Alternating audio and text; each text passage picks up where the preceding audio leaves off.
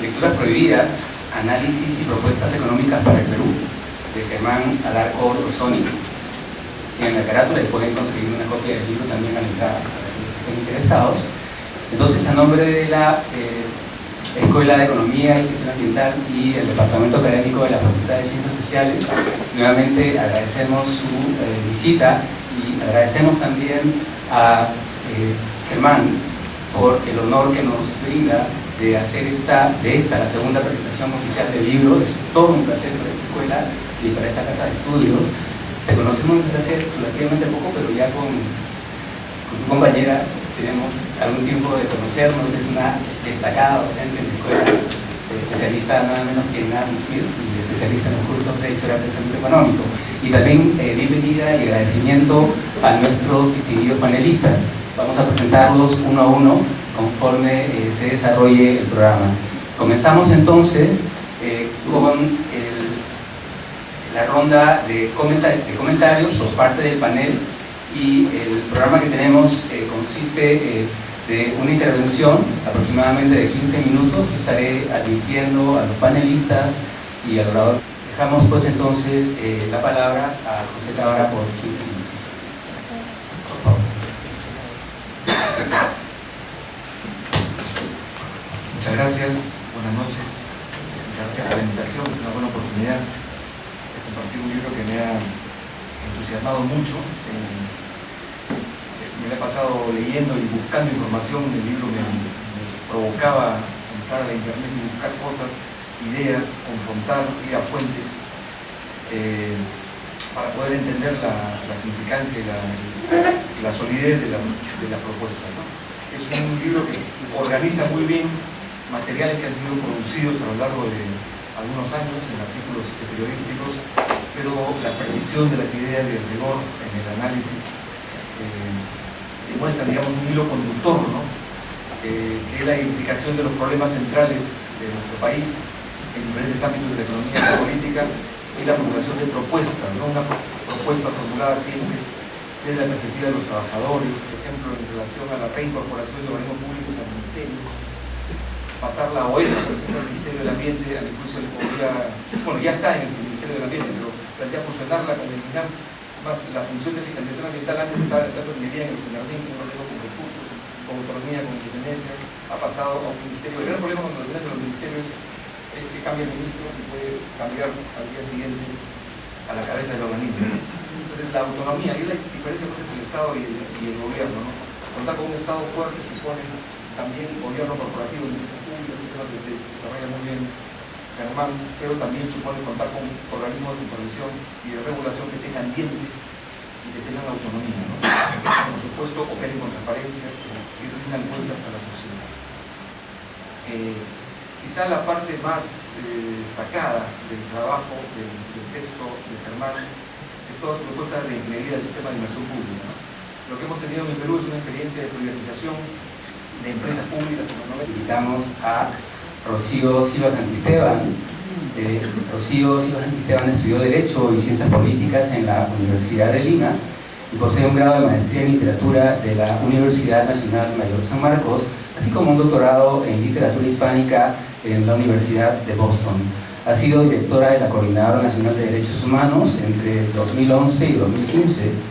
Es actualmente columnista del Diario de la República y docente universitaria en la Pontificia Universidad Católica del Perú, en la Universidad Antonio Ruiz de Montoya, nuestra casa de estudios, y en la Universidad Nacional Mayor de San Marcos. Invitamos pues a Rocío para que haga uso de la palabra.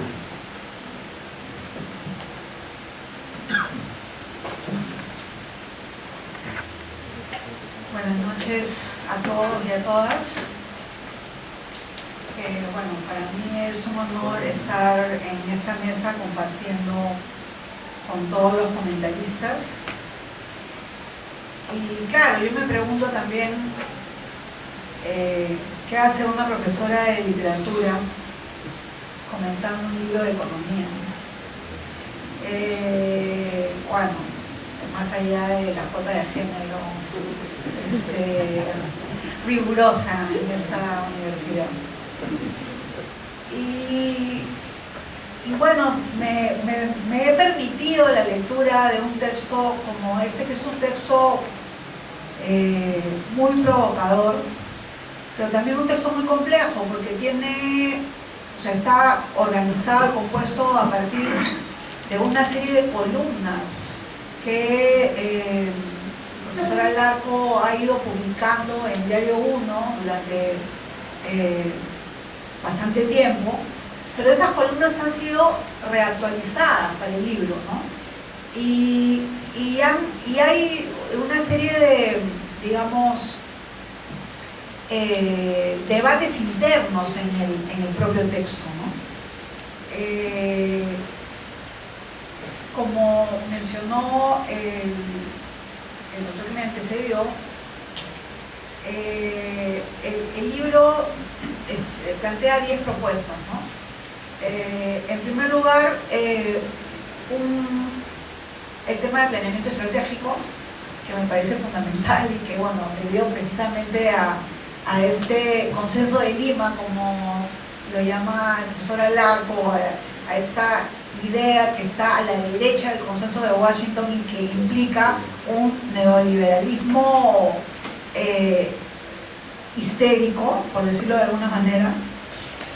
La planificación es lo que se ha dejado a un lado cuando en realidad es lo que más requerimos para poder plantear un camino hacia dónde andar, ¿no? En segundo lugar está la propuesta de un nuevo pacto social que sea más inclusivo. Bueno, ahí hay un par de elementos que son polémicos. Para mí un nuevo pacto social implica una nueva constitución, creo que para Sergio también. En todo caso, lo demás es inclusivo, lo voy a discutir un poco más adelante, porque el tema de inclusión es un tema muy complejo y un tema que a mí me parece que desde mi ámbito también, que es el ámbito de las palabras, hay que saber manejar eso. En esa propuesta de inclusivo y de inclusión de un nuevo pacto social, sostiene el profesor Alarco que se debería de tener en consideración, por lo menos para comenzar, los postulados de la doctrina social de la Iglesia. Bueno, ahí también discrepo, porque tendríamos que hablar de una doctrina social ayornada, ¿no? Porque la escribió en su teología de la liberación Gustavo Gutiérrez, a quien admiro profundamente.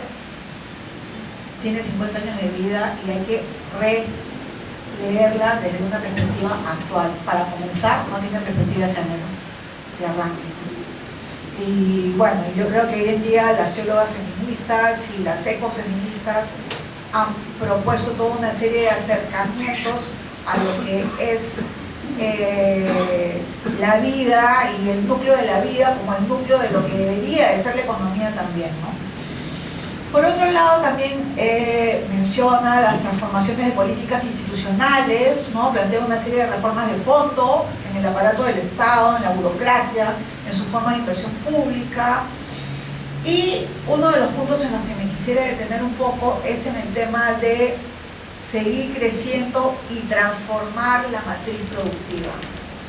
De hecho, el ministro de Producción de la época de Ollantaytamala, Piero Gessi, que tiene un libro bastante interesante al respecto, propuso, digamos, algunas ideas para ir andando hacia el camino, hacia los prolegómenos del cambio de matriz productiva, pero definitivamente no funcionó, porque el cambio de matriz productiva tiene que ver con el poder en este país, y el poder en este país no es solamente poner a un ministro en el ámbito de producción. Y eso es algo que tenemos que asumir como peruanos, o sea que ese cambio va a plantear una serie de estrategias que van a tener que ser confrontacionales con el poder que en estos momentos está dominando nuestro país, y es el poder de las grandes empresas.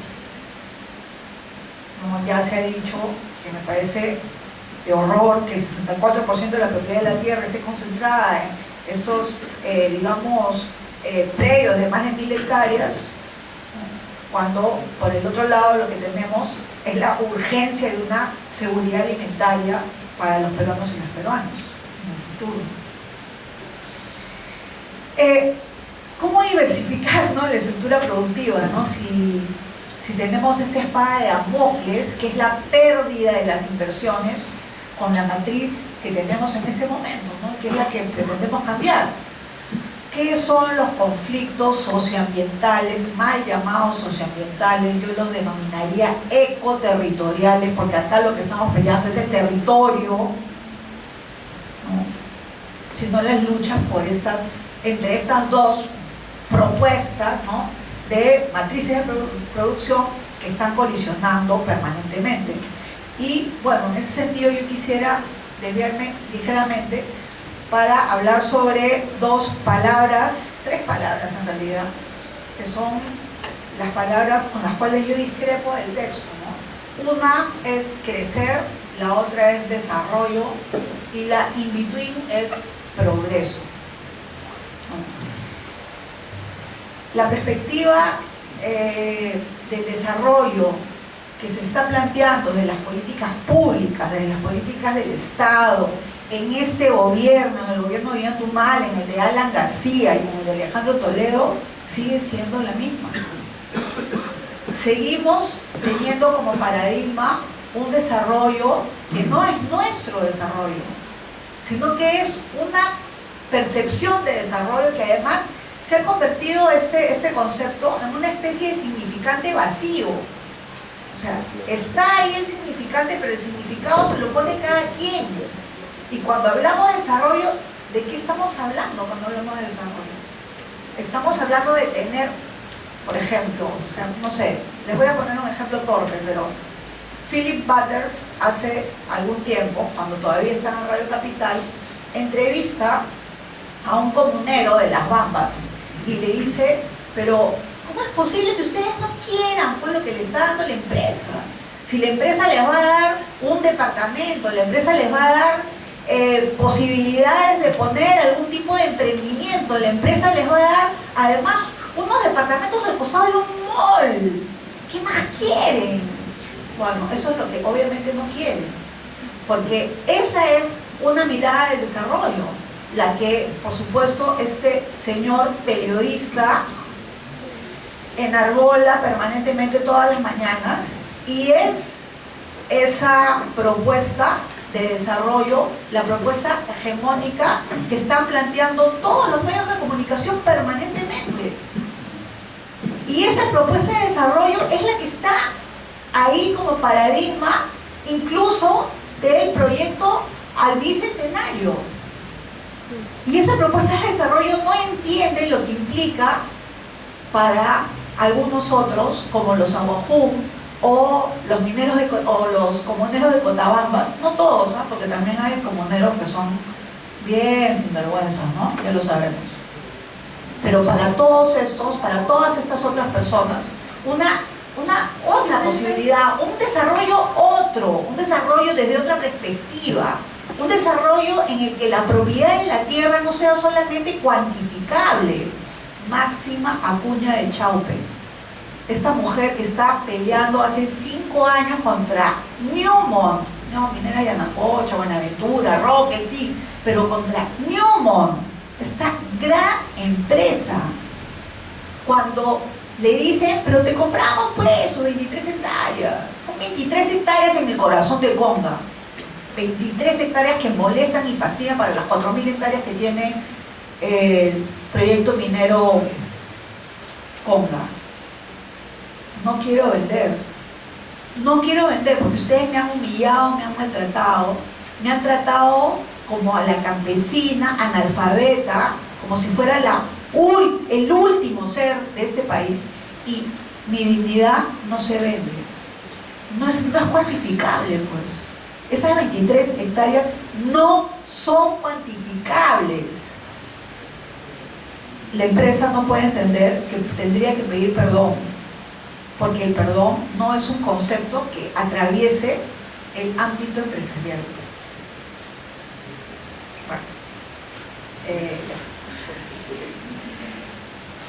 entonces, en ese sentido, el libro pues es bien provocador, como les digo, es bien provocador, porque yo estoy muy de acuerdo con una serie de planteamientos que se proponen acá, entre ellos, por ejemplo, una izquierda unificada, ¿no?, no estoy totalmente de acuerdo con eso, pero también discrepo en lo que se refiere a cuáles son los caminos hacia ese punto en el que queremos caminar todos los peruanos juntos. O sea, el bien común es un concepto que ya se ha devaluado absolutamente. Mis compañeros de ciencias políticas, no sé, me tendrán que proponer un nuevo concepto, pero el bien común ya no funciona.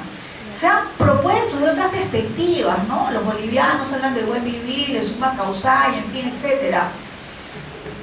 No logra tampoco cuajar dentro del ámbito ni siquiera de la polémica y del debate público en el Perú.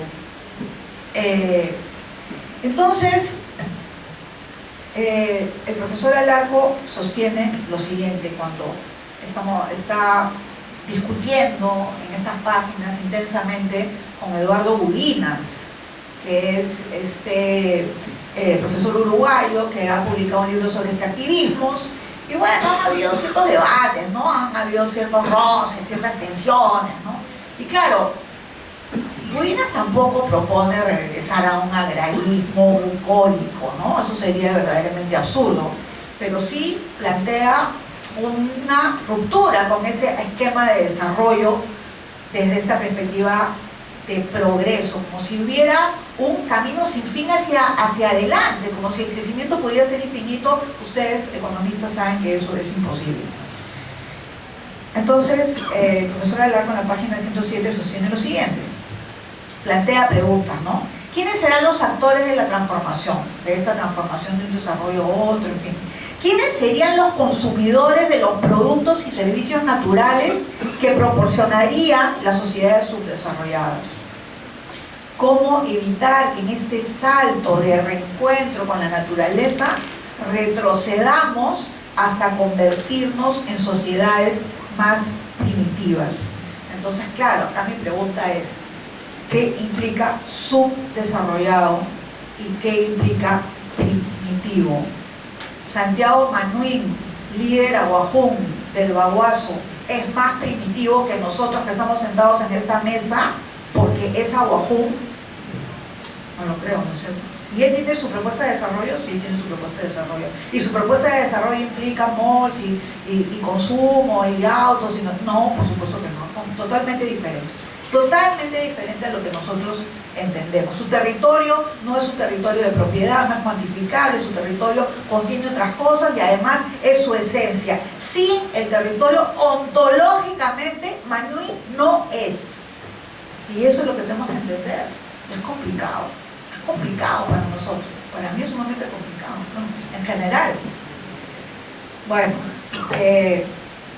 yo solo quería aportar esta lectura a contrapelo para poner sobre la mesa algunos elementos que me parece que van a plantear el camino de la economía en nuestro país hacia el futuro. Porque uno de los elementos fundamentales que debe ser nuestra bandera es la supervivencia de la especie humana. Y si nosotros no tenemos en consideración el medio ambiente, no vamos a sobrevivir. Muchas gracias. Muchas gracias. Muy buenas noches. Un agradecimiento especial a Germán Alarco por esta invitación. Tuvimos la oportunidad de presentar su libro Tecnopolíticos en el Congreso de la República hace poco más de un año. Un agradecimiento también a la Universidad Ernest Montoya. Un saludo a cada uno de los presentes. Va a ser un poco difícil agregar algunos temas a la polémica después de las dos primeras intervenciones. Pero voy a empezar por otro lado. Voy a empezar resaltando una tradición intelectual que representa, recoge, a mi parecer, Germán Alarco. Una preocupación permanente en los escritos de Germán Alarco es la fe ciega en la tecnocracia que impera desde algunas décadas en nuestro país. Para Germán es fundamental que el economista no sea un mero técnico, sino que se preocupe por la solidaridad, la justicia, la igualdad, que esté interesado en teorizar sobre la realidad, en crear nuevos métodos y técnicas al servicio del ser humano. Esto me parece un aspecto fundamental y él lo señala casi con estas mismas palabras en su libro Tecnopolíticos, publicado el año 2015. No hay posiciones ni métodos neutrales. Uno escoge qué quiere mirar y qué metodologías y teorías quiere aplicar. Gunnar Myrdal, uno de los economistas más influyentes en la construcción del estado de bienestar sueco, publicó en 1953 El elemento político en el desarrollo de la teoría económica. Y en este libro dijo lo siguiente, lo voy a citar: los hechos no se organizan a sí mismos en conceptos y teorías solo por mirarlos. Hay un inevitable elemento a priori en todo trabajo científico. Las preguntas deben formularse antes de que se puedan responder. Las preguntas son una expresión de nuestros intereses en el mundo. Es decir, no hay posición neutral, no hay teoría neutral. Cada uno toma una serie de decisiones sobre qué observar, qué analizar y con qué herramientas teóricas y metodológicas lo realiza. Y esto está muy claro en los libros de Germán. No cita, a mí no cita otros autores posteriores, pero que siguen una misma tradición intelectual. Myrdal ganó el Nobel en 1974, el mismo año que von Hayek lo ganó también. Y ambos tenían posiciones completamente opuestas. Esto para mí era una manera de darle la razón a Myrdal de que no había una única posición, no había un pensamiento único, no había teoría neutral. Por otro lado está la influencia intelectual de Keynes y los post-keynesianos, que es bastante importante en el libro. Keynes le da un duro golpe a la teoría clásica. Y aunque en este contexto de hegemonía neoliberal muchos se hayan olvidado o quisieran olvidarse de Keynes, creo que todavía tiene mucho que decirnos sobre la economía. De manera resumida, hay algunas ideas básicas de Keynes que creo que están presentes, con mayor desarrollo, por supuesto. Y una de ellas es que la microeconomía es diferente a la macroeconomía. Tienen reglas diferentes. Lo que puede servir a nivel micro no necesariamente sirve o se puede aplicar a nivel macroeconómico. Por poner un ejemplo, si una empresa, para reducir costos y sobrevivir en el mercado, tiene que despedir trabajadores, que por supuesto un trabajador no debería ser un costo, pero como se entiende normalmente en la teoría tradicional, lo puede hacer. La empresa puede disminuir costos y de alguna manera mantenerse en el mercado. Pero si todas las empresas en conjunto, de manera agregada, despiden a sus trabajadores para mantenerse en el mercado, lo que vamos a tener es un alto desempleo, vamos a tener menos capacidad de consumo, la economía se va a enfriar, va a haber un problema de superproducción y vamos a tener una crisis. Entonces lo que funciona a nivel micro no necesariamente funciona a nivel macro. Entonces es distinto cuando piensas la economía en su totalidad. Además, Keynes le da una centralidad importante al Estado en el crecimiento económico, algo que la teoría neoliberal ha buscado rechazar permanentemente, ¿no? Para el neoliberalismo imperante, el Estado es prácticamente un estorbo. El Estado no debería intervenir en la economía, y eso está consagrado en nuestra Constitución al señalar que el Estado tiene un rol subsidiario. Quiere decir que no debe intervenir en aquellos sectores donde puede intervenir el privado. Y si interviene en algún sector que no es atractivo, que no es rentable para el privado, y logra reflotarlo, entonces ya será momento para que entre el sector privado. De manera que siempre es el Estado que asume las pérdidas, y no es un Estado que puede ser promotor de la demanda o promotor del desarrollo. Para Keynes era importante pensar en el Estado como un promotor de la demanda, como una entidad que podía mejorar la capacidad adquisitiva de los trabajadores y de esta manera poner en movimiento la economía. Yo creo que algunas de estas ideas están en los escritos, en los artículos que Germán publica en Diario 1 y en Diario Gestión, y en el blog de Diario Gestión. Y veo en el libro que no solamente critica las posiciones hegemónicas, sino que está en la búsqueda permanente de alternativas. Y eso me parece muy importante. Hay una serie de maneras distintas de mirar la realidad y de pensar las políticas económicas para que contribuyan a construir un país con mayor productividad, pero también con mayor justicia y equidad. En su libro Lecturas Prohibidas hay una crítica a la teoría neoclásica que nutre lo que Germán llama economía estándar o tradicional, predominante en nuestro país. Es una crítica bastante equilibrada, porque sí muestra algunos de los logros y posibilidades, pero también muestra los errores, las ausencias y las limitaciones. A lo largo del libro aborda diferentes aspectos relacionados a la construcción de un nuevo rumbo económico y social, cómo transformar la estructura productiva, la estructura institucional, cómo promover una economía más competitiva, cómo aprovechar mejor el entorno internacional, entre otros. Un debate interesante que aborda es el de la desigualdad extrema, muy poco discutido en estos tiempos de hegemonía neoliberal. Parte del trabajo de Piketty, El capital del siglo XXI, destacando su principal aporte: demostrar estadísticamente que el incremento de la desigualdad en la riqueza y en los ingresos es la regla en el capitalismo.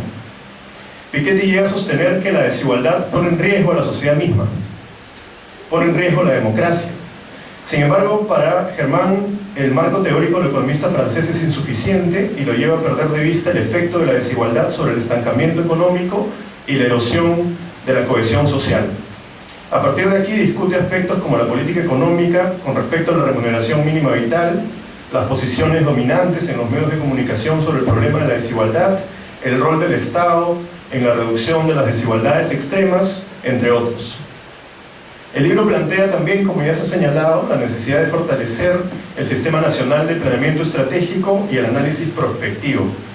Uno de los cambios institucionales del fujimorismo en la década del 90 fue justamente eliminar el Instituto Nacional de Planificación, dejando las grandes decisiones al Ministerio de Economía y Finanzas, que sin embargo no asumía propiamente un rol planificador, sino que tenía una mirada cortoplacista, de costo-beneficio, mirando la realidad como cifras frías y como una fe ciega en los milagros del mercado. Hemos tenido posiciones impresionantemente ortodoxas en el papel que debe jugar el mercado en la economía.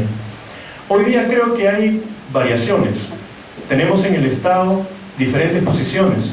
Podemos tener un gobierno neoliberal que en educación, por ejemplo, sí defiende que haya una superintendencia, sí defiende que haya regulación sobre cómo debe funcionar la universidad dentro de ciertos parámetros.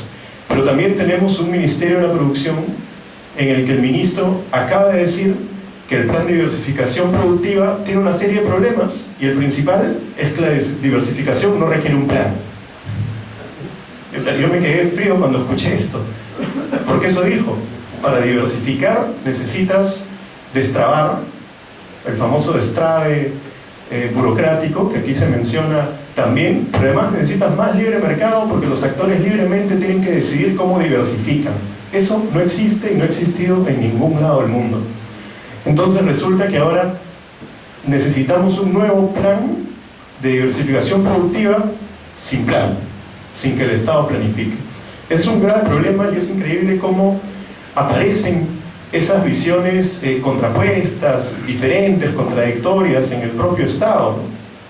A pesar, reitero, de que hemos venido superando un poco la ortodoxia, pero en un debate sumamente difícil.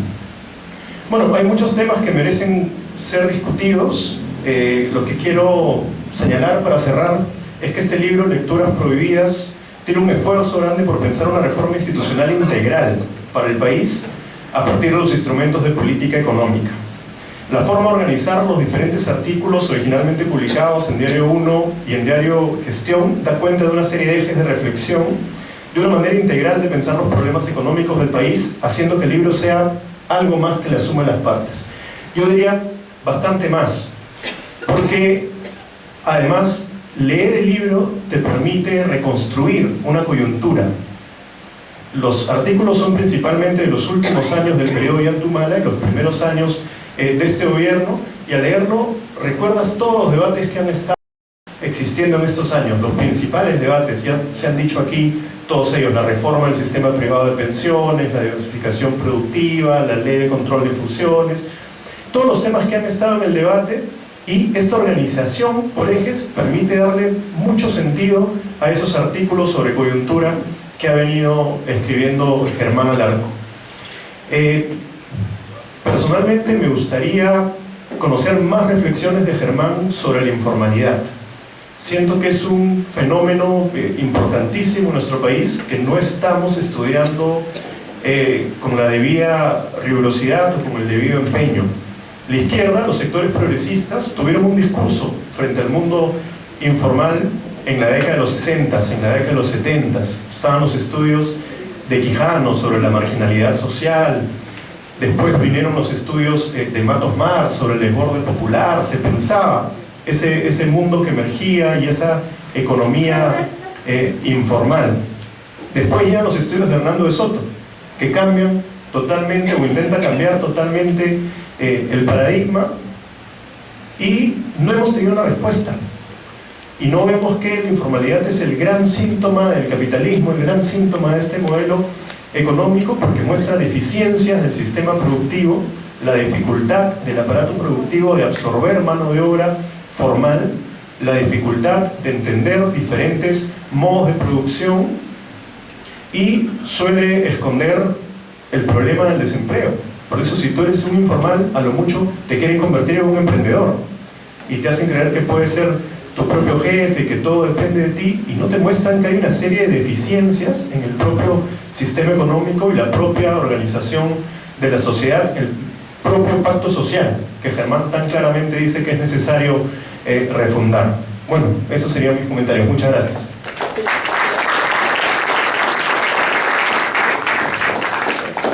Gracias.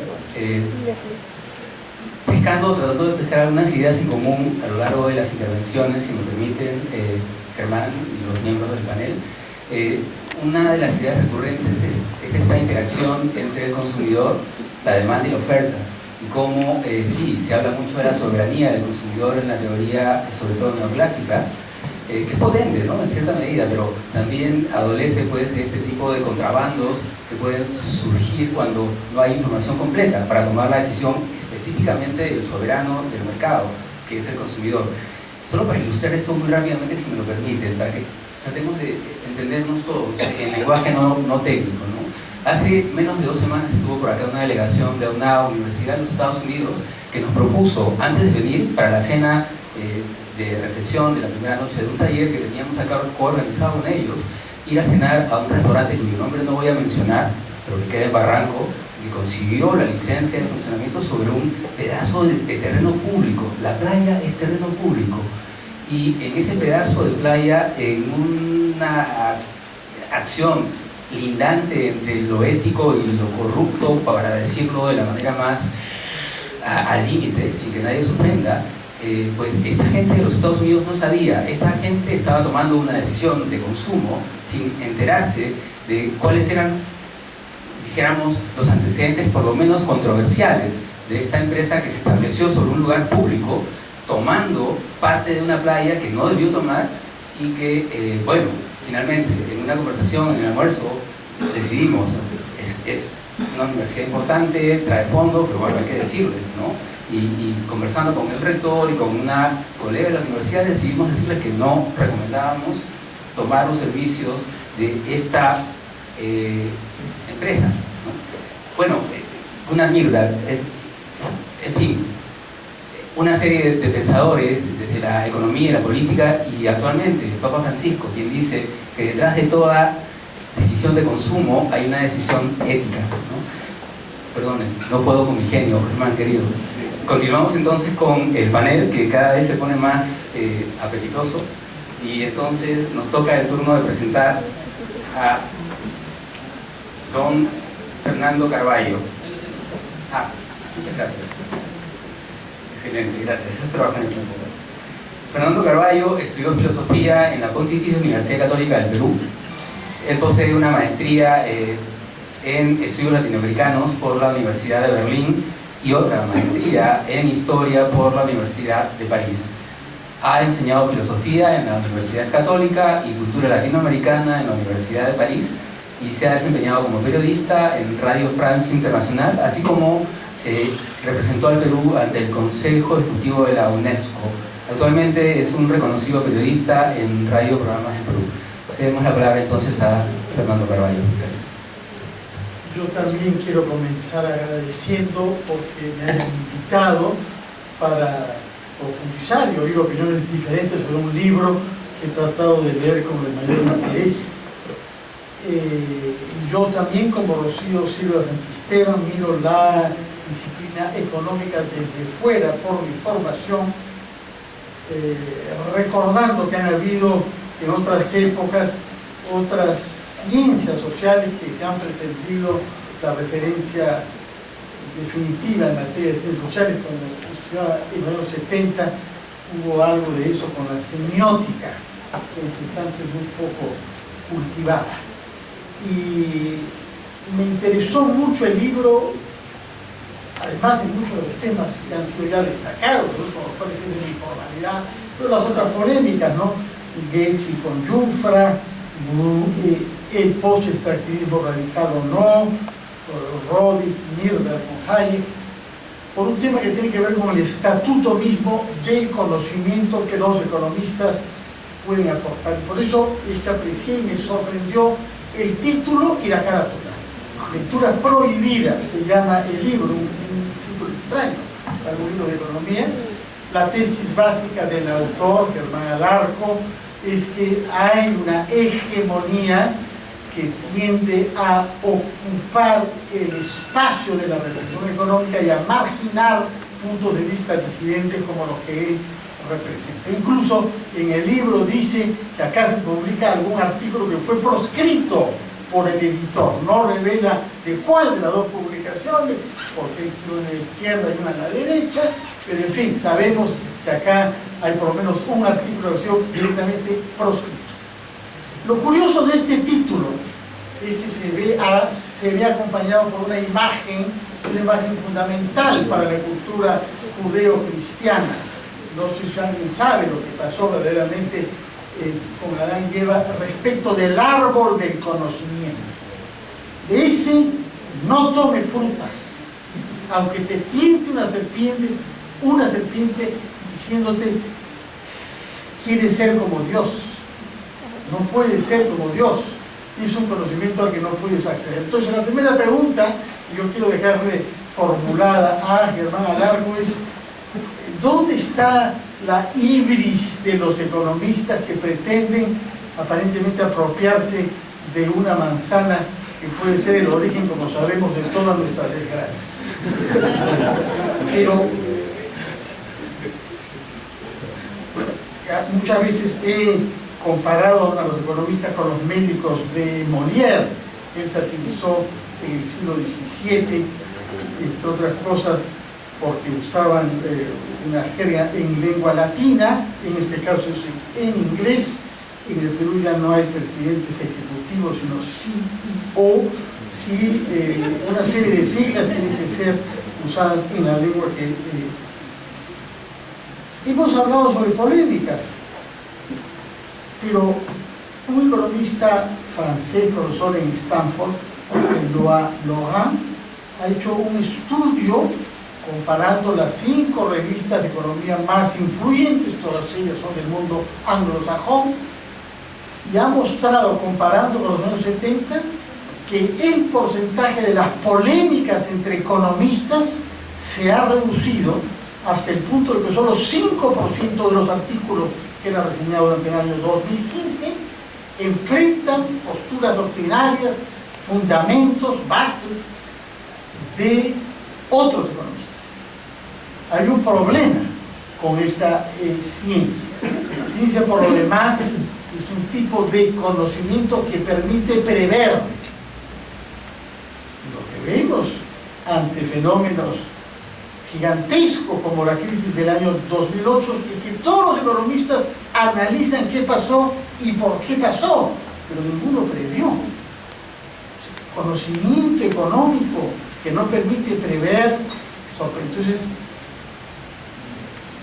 es importante conocer qué cosa piensa Germán Alarco sobre no solamente las cosas que vemos que han sucedido y las decisiones que se están tomando, sino cuánto podemos prever de lo que se está haciendo.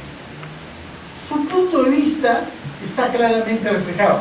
No, repito, en la imagen que he escogido, otro editor de Lucas Caranaja el Viejo, sino en los 5 epígrafes que pone, que son 4 de ellos bastante clásicos. El Papa Francisco, que ha sido citado prácticamente por todos acá, pero Celso Furtado, Piketty, etc. Sin embargo, hay una cita que no hubiéramos podido asociar en principio con Germán Alarco, porque está tomada de un expresidente de los Estados Unidos, Woodrow Wilson. Es el 5º epígrafe, en donde en buena cuenta, a veces estoy tentado de simplificar las cosas diciendo que intuyó la aparición de Donald Trump hace 100 años, ¿no? Porque dice, cuando hay un poder que no se controla, tiende a ocuparlo todo. Y lo que dice Wilson es eso: si hay hombres suficientemente poderosos para imponer un monopolio político, lo van a hacer en los Estados Unidos. Woodrow Wilson en el año 13. Eso es lo que ha pasado con la ciencia económica en el Perú, eso es lo que ha causado que tus textos sean prohibidos. Me interesa que nos digas eso. Sin embargo, hay que precisar que son artículos específicamente, si he leído bien, escritos entre julio del año 14, efectivamente los finales de Humala, y enero del año 17 del actual. De manera que cuando uno lee distraído, el gobierno pide facultades legislativas y se excedió, entonces esto se peca o es humano. Efectivamente hay que ubicarse cronológicamente. Claro, hay que poner un fin a las cosas, y enero del año 17 es una lástima, ¿no? Pero justo antes de Odebrecht y justo antes de los fenómenos climáticos, ambos fenómenos de los cuales han cambiado nuestra coyuntura, nos han hecho entrar a una etapa diferente. De manera que quizás uno se queda con la curiosidad de ver cómo juzga Germán Alarco algunas decisiones económicas que finalmente han tenido que dar. Sobre Odebrecht, poco, es cierto, pero sí sobre la reconstrucción. Una de las decisiones, por ejemplo, es marginar al CEPLAN de la Autoridad para la Reconstrucción con Cambios. En su plan es porque efectivamente es el órgano central de nuestra planificación, pero además porque ha sido presidido por Germán Alarco. Yo quisiera dejar planteadas algunas preguntas. Y nosotros, parte de las decisiones políticas recientes, creación de un viceministerio en la PCE, que se ocupará de gobernanza, territorio, es un tema que ha destacado con justa razón Rocío, y conflictos sociales. Todo esto ahora corresponde a un viceministerio específico que en realidad había sido solicitado por la OCDE. Disculpe si la sigla yo la pronuncio en español. La pregunta es, ahí alternamos con otros economistas de otros 35 países. El gobierno actual es el único que cuenta entre sus miembros más importantes con 4 ministros de Economía actuales o antiguos, ¿no? Kuczynski, Zavala, Mercedes Arauz. Estamos ante una sobre-representación de los economistas en el poder político, que tienen que alternar con los economistas de la OCDE, y en concreto eso significa participar en los 200 comités diferentes que hay, sobre 200 políticas públicas diferentes que van desde la política cambiaria y desde la política de propiedad de la tierra hasta hay un comité sobre los estacionamientos de autos en sitios públicos. Entonces me interesa que nos diga qué va a pasar y cuánto influye haberse fijado como objetivo. Incluso algunos sueltan la fecha 2021, el bicentenario, para adherir a la OCDE. Este tema específico se incluye en lo que es el 10º capítulo del libro, que tiene que ver con nuestro contexto internacional. Y de una manera que es alentadora, nos dice que el Perú puede apoyarse en los factores en juego en el contexto internacional ahora. El problema es que esto fue escrito justo antes de que llegue Donald Trump al poder, en enero del año en curso. Entonces me interesa que para que podamos salir de acá con una nota de optimismo, nos diga de una manera más explícita cuáles son esos factores que están desplegándose en la escena internacional por los cuales puede apoyarse nuestro país. Bueno, tercera pregunta. Él alude a sus discrepancias con lo que llama el post-extractivismo radical. Pero por momentos parece que fuera directamente con el post-extractivismo, es un poquito más fácil criticar al post-extractivismo radical. Pero no queda claro si es que podemos entrar a una economía post-extractivista. Ese me parece un tema demarcatorio, y efectivamente ha sido oportunamente citada la polémica que se supone con Wikileaks. La cuarta pregunta tiene que ver por qué hay tan poca presencia de la reflexión de economistas sobre el desarrollo. Se ha hablado sobre pobreza y se ha mencionado a Myrdal con toda razón, que además de haberse ocupado lo que se ocupó en su país, como parlamentario, socialdemócrata también, normalmente un teórico, ha publicado sobre la pobreza en los países subdesarrollados. Y estamos hoy ante nuevas figuras, algunas de las cuales desde el, digamos, centro hegemónico norteamericano, Harvard, para ser más específico, es un turco, musulmán, Rodrik, que ¿por qué no está presente en el libro? No figura en la bibliografía, en las obras de Rodrik, pero tampoco uno siente la reflexión de Rodrik sobre un tema que para nosotros debería ser fundamental. Repito entonces estas cuatro preguntas que quiero dejar planteadas. 1, la OCDE. 2, el contexto internacional. 3, la economía del desarrollo. Y 4, la polémica con el post-extractivismo. Curiosamente, aunque se ha ido envenenando la relación del gobierno actual con el gobierno precedente de Humala, donde ha hecho crisis es entre economistas, porque uno percibe claramente la extrema tensión que hay entre Alfredo Torre y Alonso Segura y la sorda confrontación que hay entre Piero Gessi y Bruno Yufra, del cual ha citado cosas que luego corrigió. Hay que reconocer que luego matizó esta idea. Yo pienso que inicialmente ni siquiera se había dado cuenta que era ministro de la pesquería también, ¿no? Hubo que hacerle notar que este país tiene esposas de pesca. Pero yo pienso que matizó y no sabemos finalmente, porque al final dijo que sí, que había que guardar los CITES, pero que era una red, en fin, él no había querido que se destruya todo eso. Me parece interesante que, si bien ha habido polémica sobre corrupción, y han habido tensiones respecto de la política del Ministerio del Interior y de Salud, las únicas polémicas explícitas han sido entre economistas sobre temas que tampoco abordas en el libro, ¿no?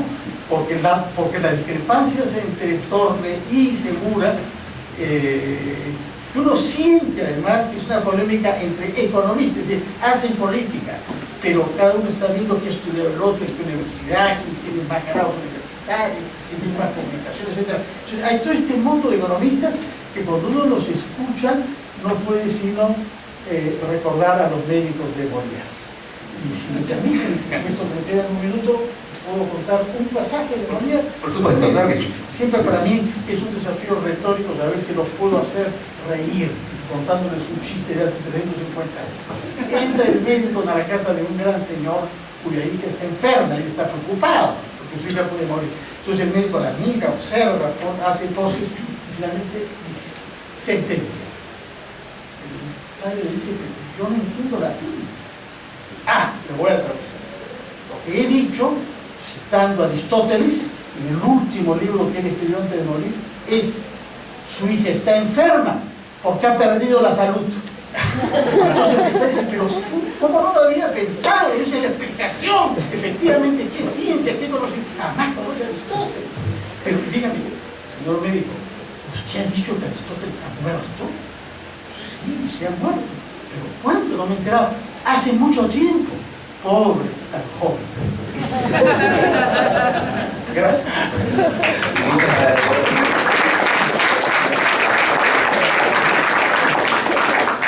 Bueno, comentábamos con Santiago hace unos minutos que el nivel del panel ha sido realmente superior.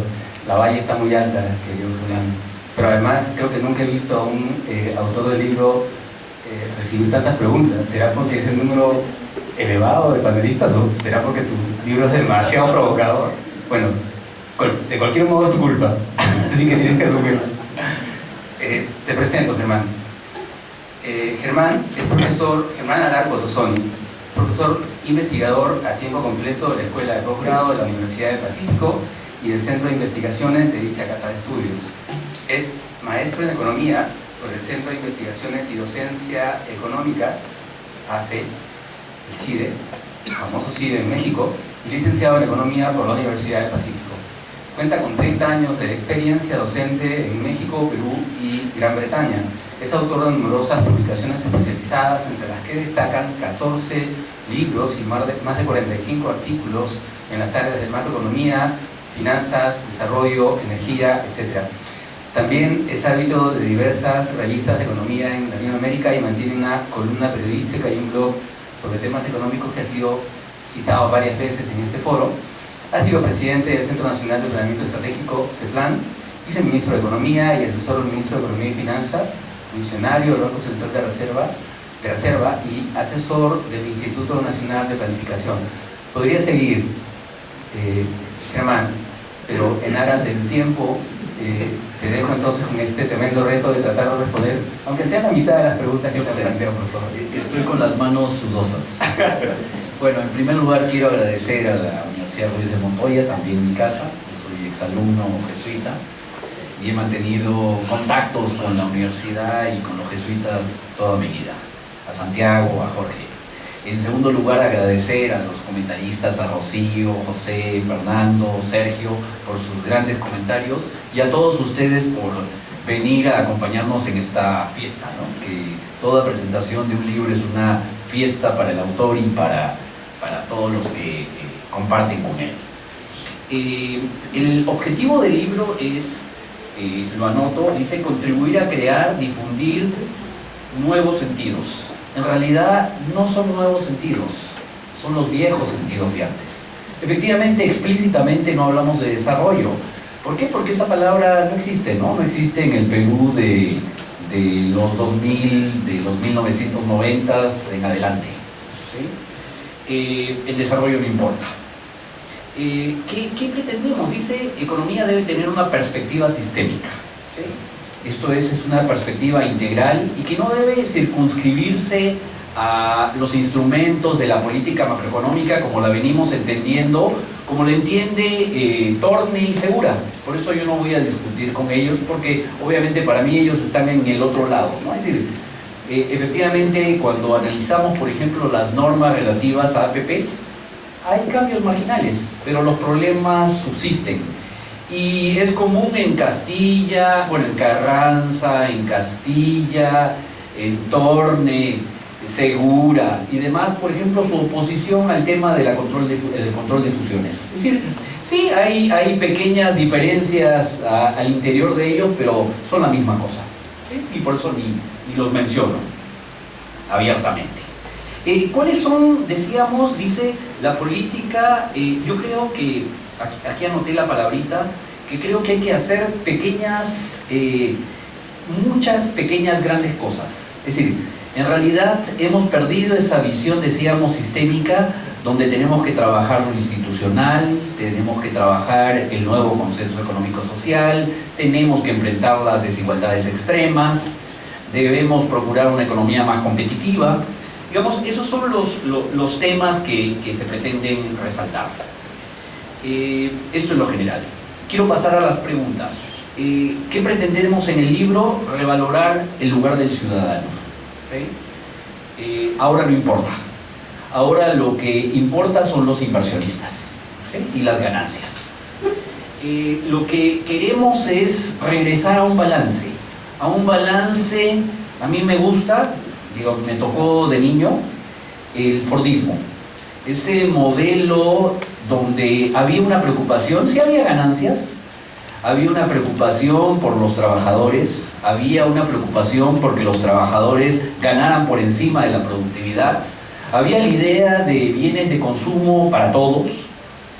Efectivamente era un modelo incompleto, ¿sí? Porque ahora, como lo señala claramente Rocío, habría que incorporar a ese modelo fordista las preocupaciones ambientales que no existían antes, las preocupaciones sobre los grupos indígenas, los grupos originarios.